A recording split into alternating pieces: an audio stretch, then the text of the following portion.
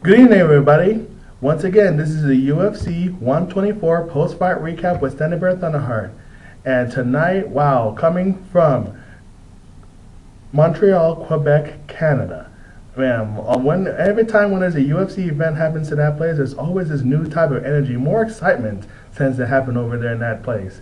Well, this was Georgia St-Pierre's hometown. And wow, what an event this was tonight. So I'm just going to get right to it. So especially the preliminaries, which I didn't get to see tonight. So here we go. Pat Audinwood versus John Makdessi. And the winner is John Makdessi, unanimous decision. TJ Grant versus Ricardo Almeida. The winner is Ricardo Almeida, unanimous decision. Joe Doerksen versus Dan Miller. The winner is Dan Miller, split decision. Now this was a good one right here. Matthew Riddle versus Sam Pierson. And the winner of this match was Sean Pierson. Sorry, Sean Pierson. The winner is Sean Pierson, unanimous decision. Now, this was a great fight overall that I saw. And mostly, there was a lot of hitting and striking and even takedowns from the get-go. I mean, they were really swinging for the fences. Of course, Matthew Riddle was just, he was connecting some punches, but Sean Pierson connected more. And, he was just swing. Especially Matthew Riddle. His techniques were mostly sloppy. So that's another reason why Sean Pierson started hitting him. And hit him more often than normal. And so they awarded him unanimous decision. Why not? Matthew Riddle just got rattled so many times by Sean. So congratulations, Sean Pierson, on that. And Jesse Bongfeldt versus Rafael Natal. The winner, well, actually, there was no winner. It was actually a draw, a majority draw. I guess it turned out that way. So, another sister kisser on this one. That doesn't happen very often in MMA, but it happens. So, moving on. All right. And Mark Bocek versus Dustin Hazelett. And the winner is Mark Bocek via tap-out triangle choke. Now, this was a great fight overall, in the first round. And basically what it all boils down to, they both went to the ground. They both started punching, just connecting more like testing each other out. But what happened was, of course, Bocek had Hazelett to the ground and actually even had him set up to a triangle from the mount position. So he already had his legs already positioned. All he had to do was just turn it over. So when he turned it over to his back, he actually had it so tightly that even when he didn't actually, he kept on elbowing him and trying to get into a better position, and Hazelett was covering up like this. But what he had a great idea was actually he reached for his leg and grabbed his leg and actually put more pressure on it. And then overall, he even grabbed the arm and actually put the arm like where the elbow was gonna pop. If he didn't tap out, and he had no choice but to tap out. So congratulations, Mark Bocek, for this submission. It was a choke, but actually what he did was he bent the arm to add pain to not just the arm but also in the head and the neck too. So there was no way he was going to escape. So anyways, and then Thiago Alves versus John Howard, and the winner is Thiago Alves, unanimous decision. Now, I didn't really think it was going to go this far, actually, the distance. The both expert Muay Thai strikers. The only difference I felt was that Thiago Alves has a little more experience as far as not only grounding and pounding, but also how to really throw strikes with his hands. His knees were vicious as it is, and so was John Howard, but needless to say, Thiago Alves really had cleaner techniques. In other words, he actually used technique and timing, and he was actually calm, he was more relaxed. John Howard just starts swinging. He was just swinging out of desperation in the third round, but the bottom line was, there was no real technique through John Howard's strikes, kicks, or sure, the only techniques he had was knees, but only because Thiago Alves had him pressed against the fence. So it's more out of defenses than anything else. So congratulations, Thiago Alves, for the winning. He really outstruck him and did a great job in really keeping just on the technique and just focusing on that. So great job.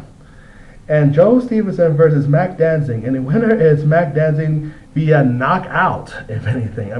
Wow! In the first round, they just stood and measured each other, and Danzig was throwing punches. Joe Stevenson was throwing punches, and they both tried to get each other to the ground. Didn't work. And to make a long story short, Joe Stevenson just ran towards him. Makdessi just had an answer with a nice left hook. I thought it was actually a straight hook, but if I actually took a look at it carefully from the rear replay, it was just a little tiny hook, but it was good enough to hit him right in the jaw. But it wasn't the velocity of the fact that he jumped back and hit. It was also the velocity that Joe ran so fast towards him that it just went and connected, and Joe just went out. And he went and pounded him, and the referee stopped the fight. So congratulations, Makdessi, on an awesome knockout victory that he had over Joe Stevenson. That was great. Excellent, excellent, excellent. And Jim Miller versus Charles Oliveira. And the winner is Jim Miller via, actually not decision, submission for the knee bar. That was a very short one in itself, but it was definitely a lot of wrestling and some fighting. And what happened was Charles Oliveira, well, he's very inexperienced, but he's so good at what he does that he actually had Jim Miller in trouble, but Jim Miller reversed it around and grabbed him in a knee bar on the side, and poor Charles, he was trying to strike him in his ribs, but he had his leg twerk so well and his knee that, of course, Charles Oliveira had no choice but to tap out. So congratulations, Jim Miller, on such an awesome knee bar victory that you did. And the co-main event of the evening, Stephan Struve versus Sean McCorkle. You know what? This is not one of those nights, or it hasn't been one of those nights for any night, for that matter, for a bunch of shit talkers in a long time. I mean, you know, we've had, of course, what's his name? Oh, James Lights Out Tony, and then we had, of course, Shale Shonen, which he was, of course, suspended for steroids use. Well, of course, Sean McCorkle was another shit talker that got served tonight from Stephan Struve. So the winner is Stephan Struve, referee stoppage TKO. I mean, basically what it all boils down to, yeah, Sean McCorkle had him, you know, took him down and had him in trouble. Matter of fact, he even tried to slap the Kimura on him, but Stephan Struve was too smart. He had him lean against the fence, so he could not really slap it on all the way. So, and that was a great thing. And then the next thing you know it, you know, he keeps on trying to escape, but Sean McCorkle just kept on him until the very last minute, or near the last minute in the first round. Struve just turned over, went to the mount business, and just started just throwing bombs and really wailing on him, and to such a point that McCorkle was just covering up. Stephan Struve just kept going, and the referee just like, okay, that's enough. So Stephan Struve, congratulations on that victory. You know what? Let me put it this way, UFC. Couple more wins like this, you need to give this boy a title shot. Stephan Struve, I can see him as a champion. He's a future UFC champion. I can just see it already. Or any champion in any organization for that matter. So watch out, guys. Stephan Struve is the real deal. He's coming up. And the main event of the evening, the UFC Welterweight Championship, was on the line. Of course, champion Georges St-Pierre versus Josh Koscheck. Now, like I said before, this was in Georges St-Pierre's hometown. So he not only had a crowd advantage, wow, he actually had an advantage in general. I mean, he was out striking him. And not to mention training with Manny Pacquiao and Freddie Roach also did not hurt. And if anything, it increased it. It helped so well that he just kept jabbing, throwing good jabs to Josh Koscheck. And in the first round, Josh Koscheck's eye was all busted up right here. He was getting a black eye on the left side. His eye was nearly shut. It was actually basically shut by the end of the fight. And it went to the distance, but Josh Koscheck looked like he just got jumped by 5 thugs. I mean, that's how bad he looked. And the winner is Georges St-Pierre, unanimous decision, and still the welterweight champion. I mean, all the crap, all the talking that Josh did may be publicity, but you know, that perhaps maybe now Josh needs to really rethink how he does things and how he approaches fights now. And like I said, congratulations, Georges St-Pierre. He's just proven once again he's one of the best fighters in the world. Whether he knocked him out or not didn't matter. What mattered is that he got the W, he got the win. And so that was an awesome fight overall. And like I said, Josh Koscheck is a great fighter, and they both were classy Josh Koscheck was classy in defeat.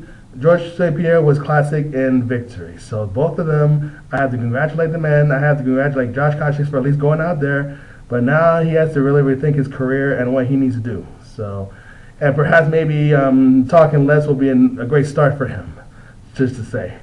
Well, anyways, guys, wow, this was a great event overall. And since the holidays are coming up, I just want to wish, whether it's Kwanzaa, whether it's Hanukkah or Christmas or whatever other holidays, you people celebrate out there, I just want to say happy holidays, everybody. So I just thought I'd let you know that and also be safe and have fun. But definitely be safe. Definitely. For the new year to come. 2011, here we come. Healing. It is all that is.